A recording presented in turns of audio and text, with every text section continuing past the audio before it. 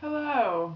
I didn't see you there. I just got in from the set of my latest film where I play a ski instructor with extremely poor vision who flies airplanes.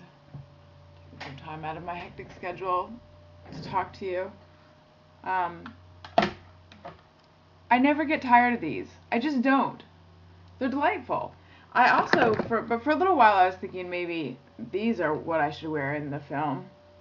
They're cooler, and as you can see, I left the UV sticker on here so that in case anyone, but this film's imaginary, by the way, like most things that exist in my world. This is here so that if anyone's like, are those UV protection, then I can just whip them out and point to it. It's how the cool people are wearing them these days. Whew, it is really hot in here now. So what's up, you guys? It's Friday. So I'm having a banging Friday night. A little late. Oh, that's cool. I think I want to wear it like that. It being the scarf. I'm a little late in doing the daily video today because I had an exciting day traipsing all around the city, and also I went to therapy. And I have a really bad headache. I think maybe she shrunk my head a little too much. But the important thing is that she agreed that I am perfect exactly how I am, and if I encounter any difficulty in the world, it's obviously other people's fault. What you don't know is that to the right of my desk, it looks like your left, but it's the right. I have a pile of earrings here, so perhaps I should wear some earrings? Maybe like, I'll just put on that, just one. That's cool. And I put on the other one. No, I don't want to wear these. I probably should have turned this on after I put on earrings. Ew, I should wear these. I wore these on Red Eye last night. I probably should have done this, turned this on after I started putting on earrings.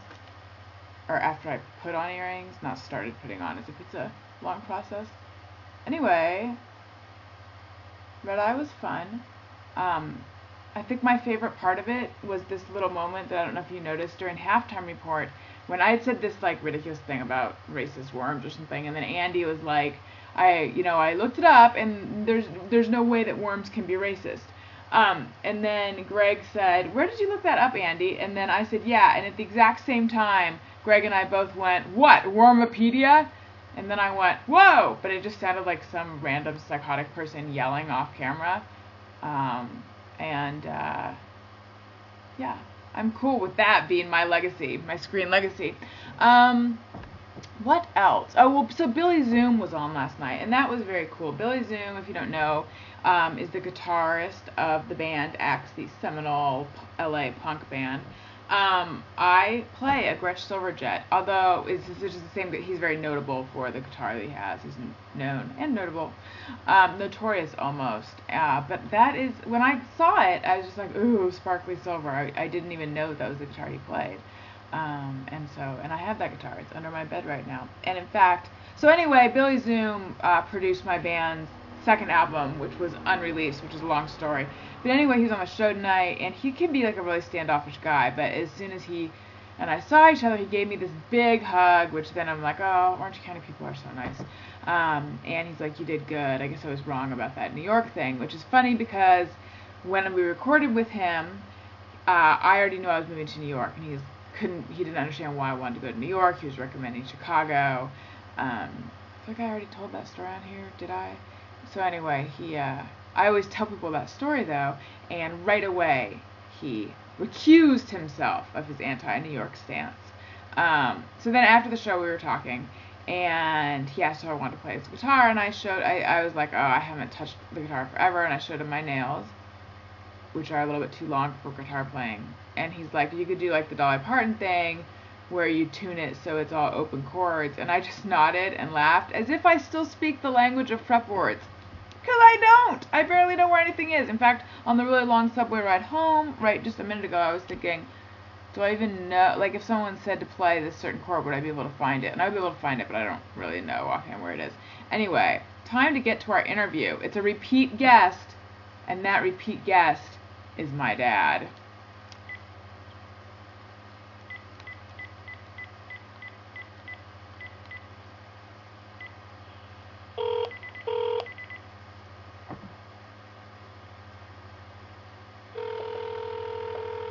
And and I know he's not gonna. Hello. Hi, Dad. How are you? Hi, Allie. How are you? I'm good. Oh, are you using your vlog voice? I can't help it, Allie. I know. Stick a telephone in front of me, and what can I say? You're a showman. You're a performer. Yeah, well, perhaps so. Except that you've got that job locked up, I'm afraid. You'd be surprised that it doesn't really pay. Oh my God! You never told me. So it's Friday night. Are you and Mom doing anything wild and crazy?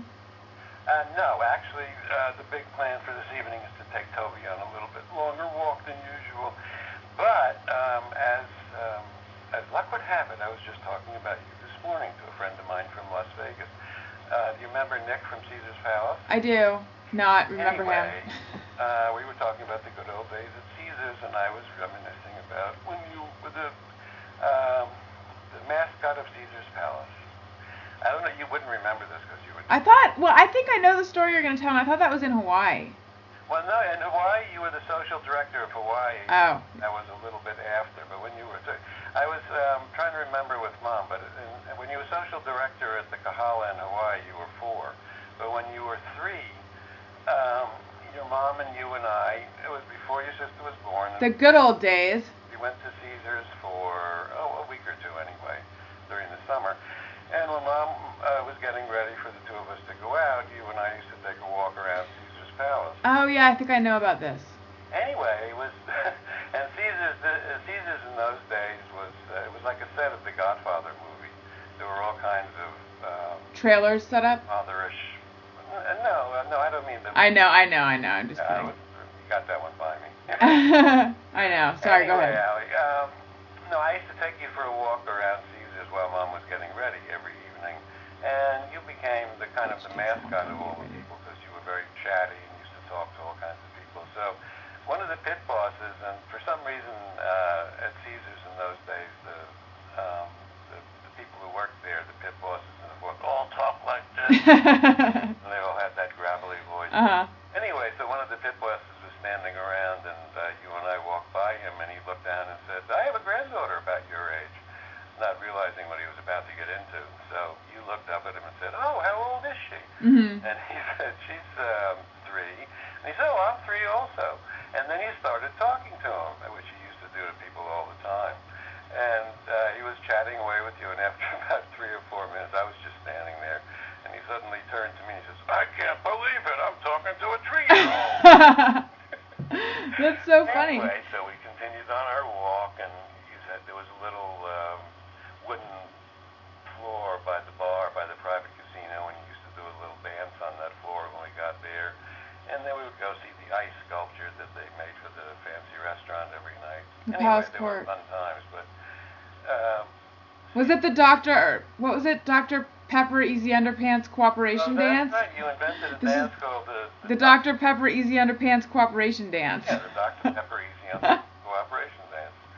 And actually, we had an old Polaroid movie camera called Polaroid. Yeah, I remember that. Which lasted about 3 or 4 days before it went off the market. Yeah, it was anyway, we bought it. It took about a minute of film on some kind of Polaroid product. With no sound, except you just heard the like... That's right, and there you were doing your Dr. Pepper.